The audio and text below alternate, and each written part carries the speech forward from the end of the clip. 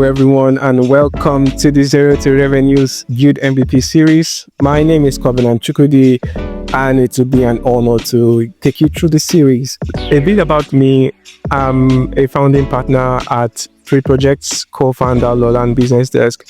Used to be a senior platforms engineer at Tradable and Fireflies, and I've helped organizations like Venture Guiding Group, Care One and Zest ship complex digital products.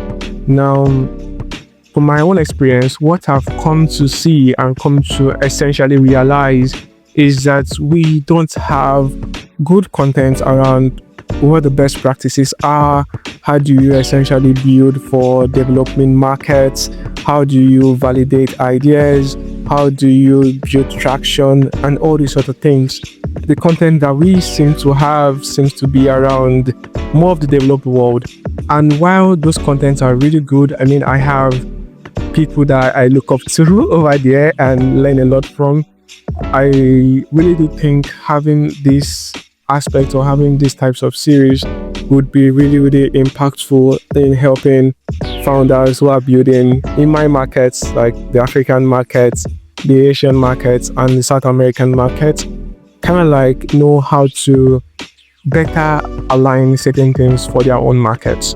So what we are going to be doing in this series is a lot more practical than actual theory. So I'm not just going to be saying theories or anything. We're actually going to be building together, right? So we would pick a market, pick an idea, use 500,000 naira as our starting capital, right? And would iteratively build things out together so you could get to see the actual full end-to-end thought process that I used to build.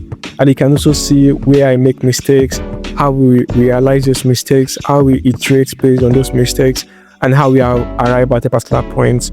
As someone once said, startups are essentially a journey of iteration. Markets are incredibly important. In fact, I can't actually stress this enough. Where you start from matters a lot. Now, as founders, the temptation generally is to maybe think of an idea and then try to start from an idea, but that is incredibly wrong. Now, I'm not saying that there are not people who have done that and have become successful with that. We have examples of them. But from my own personal experience over the past 4 to 5 years, and also from supporting customers at 3 Projects who are other founders, I've come to realize that your startup is not an artwork, right? It's not a work of art. Generally, it's something you're trying to build to serve other people.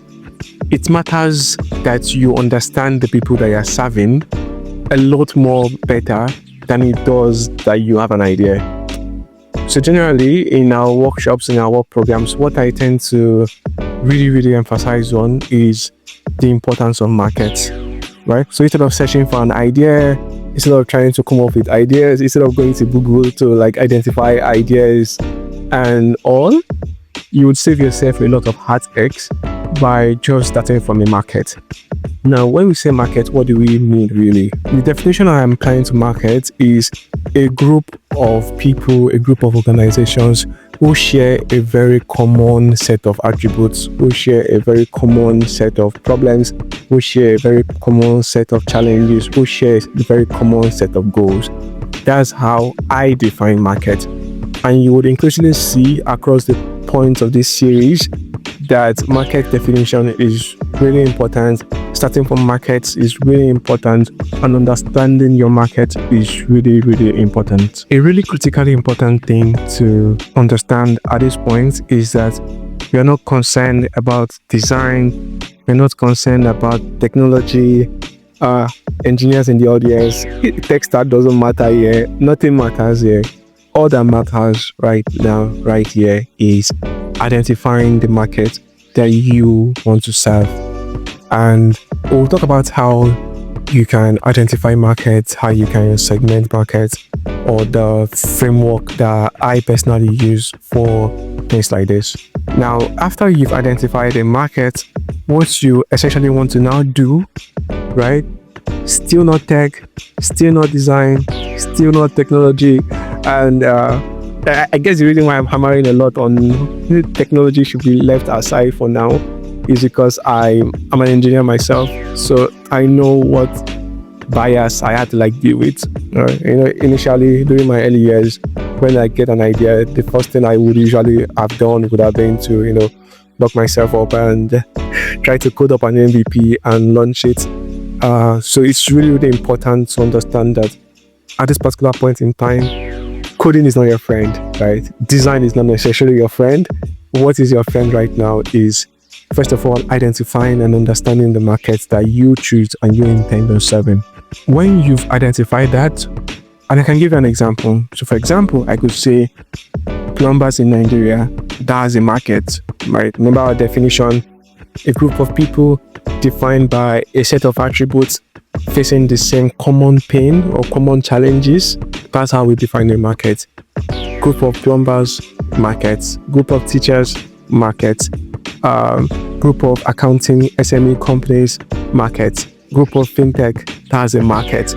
Group of card processors, that's a market. Worship leaders, markets. Government civil servants, markets. It's basically markets, right? Now, when you've identified, say, a market or a set of markets you would love to build for, maybe you like them, maybe you yourself, you've experienced pain, or you're a part of that segment yourself, and you've seen that and said, oh, okay, I am part of these people. For example, if I was building something for a market of engineers, it might be because I myself have experienced pain as an engineer myself in that particular space, right? I wanted to build something to solve that. But it's really, really important to frame it as markets. Now, when you've identified the market, the next thing to do is just talk to people, right? And this can be very difficult for the people who are introverts, but in startup world, eventually you need to come out of your introverted shell one way or the other. I used to be an introvert myself too, and I think I still am, right? But generally, there's need to speak to customers, and what you're essentially doing is saying, hey, you're a teacher, you're a plumber, tell me about your average day. And you are listening. And what you are looking to listen for is, what are the biggest problems you face, right, in your day-to-day? What is the most time-consuming thing you face? What is the most annoying thing you have to deal with? What is the thing that keeps you up at night that you have to deal with? What are these pain that you deal with? And just create a list where you are listing out those pain points, and you just speak with more and more and more. Usually, depending on the market you are serving, I tend to advise to at least speak to 50 to 70 potential members of those markets, so that you can really, really get a good grasp. I know that sounds like a lot, but trust me, the very good thing about this process is that as a result of having these repeated conversations, you start to notice patterns that form. You start to notice commonly presented problems. You can always go back to people you've already spoken to and reconfirm certain things from them. And generally, to be honest, people like talking about their problems, right? Especially when they see that you are speaking on those problems with them with the intention of helping them solve it.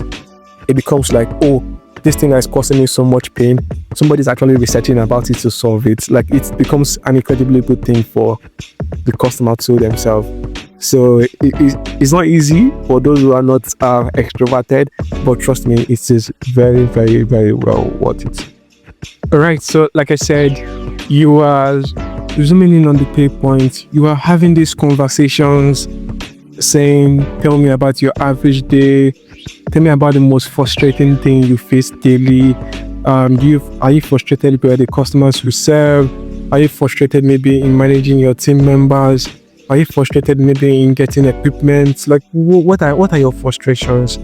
And you generally want to ask open-ended questions, right? You want to ask questions that do not box your customer or your prospective market's conversations into a direction. You want them to be open-ended. You want to see if they will tell you things that maybe you yourself, you probably never even thought of all along.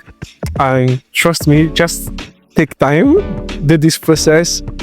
It will usually take a week or less, depending on accessibility of the people you need to speak with. right? I just speak to 4-5 daily, 4-5 daily, 4-5 daily. Before you know it, this experience alone can help you build a fundamental framework to then build upon. And you see this 1 week, you see this 1 week, 2 weeks, depending on how long it takes you, it will save you 4 years of your life. I guarantee you, right? It's going to save you 4 years of your life. Taking the initial 1 to 2 weeks to speak with customers extensively, to listen to them, to understand the common pain points, to understand their business or their day-to-day life almost as good as them, right? Taking that time will really, really, really help you a lot, right? Now, after we've done this, after we've taken the time, after we've understood them, right? So after you've done this, after you've taken the time to understand your market, just speak with them, have conversations with them, hang around with them, sometimes spend an entire day of work with them, just observing what they do, what they deal with, what are their frustrations. After doing this, now what you want to do is to take a list of these pain points. I'm someone that likes to write a lot, so if writing is your thing, you probably have a list of these pain points, and you essentially start to ideate. So this is where your ideation comes from you. Now, most times customers they know what their problems are, but it is not all the time that they actually know what a very good solution to that problem would look like. So this is where you come in, right?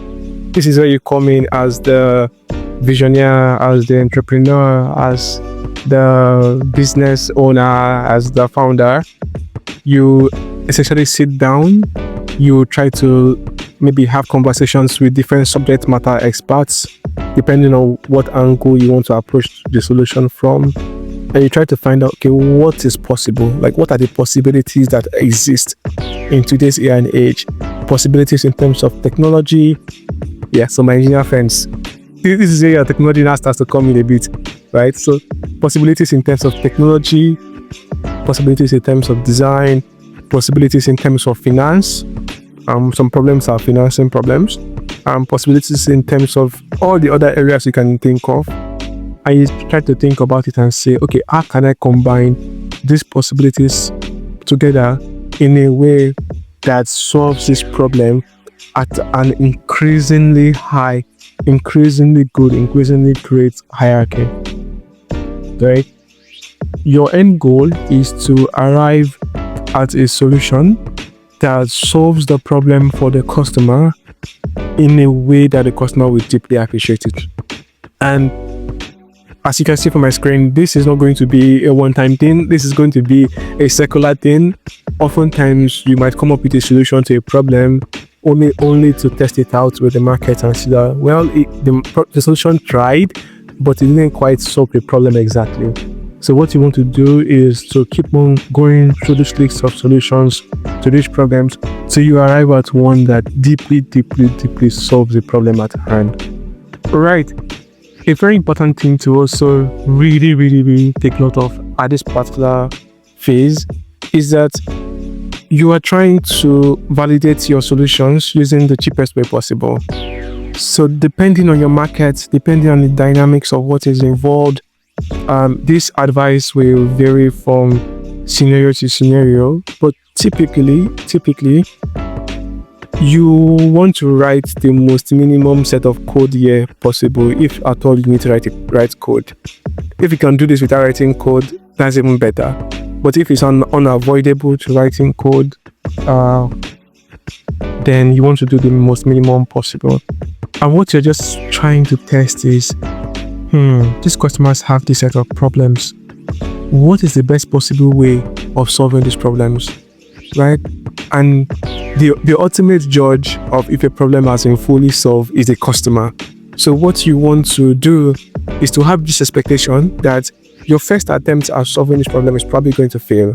In fact, 99.9999% likely it is going to fail. So what you want to do is, with the knowledge and with the assumption that your first set of attempts are going to fail, how do I ensure that we don't burn our entire runway while attempting to solve these problems? And how do we ensure that we utilize resources in a way that gets us as close to the solution as possible? So this is where, depending on your market, your no-code tools come in. Spreadsheets can do a lot. You'll be so amazed and surprised. Google Forms can do a lot. You'll be so amazed and surprised. Even doing some manual work behind the scenes can do a lot. You'll be so amazed and surprised. And you will see all these things as we get to this. Like I said, this is extremely practical. This is extremely public. You'll be seeing everything as we go along the way. You'll be seeing our mistakes. You'll be seeing our conversations. You'll be seeing every single thing. So this should be interesting. For the purpose of this series, and to make this a lot more interesting, we are going to be choosing markets that I personally don't have prior experience with, right? So I come from a finance, fintech, and retail background. So in order to maybe make this as interesting as possible, we are both going to be choosing a market that I previously did not have any experience in, and you're going to watch my mistakes, watch the things that I do, and see how it goes from there, right? And see how it's like to go into a market, have the necessary conversations, and build something that generates revenue. So this should be fun. I've identified a couple of markets that we could possibly choose from. We have teachers market. According to the Teachers Registration Council of Nigeria, we have over 2.4 million certified teachers in Nigeria, and obviously we have a lot more who are unsatisfied. For people who are familiar with the teaching industry here in Nigeria, the average salary is between 30,000 naira to 60,000 naira. So that gives us an idea of what are the income levels of the teachers in this space, and also helps us know better how we should factor in the different problems and pain points and solutions that we get to see from there. We still have the car owners market. We have over 4.6 million car owners in Nigeria alone, and that number is steadily increasing. Majority of these are typically second-handed cars, but all the more interesting. And then we have the tailors and seamstress markets. Almost every street you get to find tailors, seamstress. They earn anywhere from 50k to 350k, depending on their skill level and brand level, and years of just building a lower customer clientele. And yeah, so all three of these markets, I personally never done anything for them before in the past. This will be like my very first time. So yeah, it should be fun seeing how it goes. So, just because personally I like education, and I feel like education is a very, very important bedrock for our nation, and I would love to see a lot more investments going into that sector. We'll be starting with the teachers market firstly. So in the next couple of series, you would see me doing the things that we talked about earlier. You would see the live raw conversations. You will see the live raw mistakes. You will see the live raw budget management. So you see how we do all of this with a 500,000 naira starting budget. And yeah, should be interesting. The goal is in 3 months' time for us to get to 3 million naira in revenue. So you see how that process goes from 0 to 3 million naira in revenue. And who knows, if there is a lot of it is a decent number of interest in this, and if the idea we come up with eventually turns out to be interesting, we can extend it further and see where it takes us. Thank you everyone. It's been an honor doing this, and really excited to see how this evolves. Please, hey, I've become a YouTuber, so please subscribe, notifications, how do you say that? And yeah, should be fun. Thank you very much.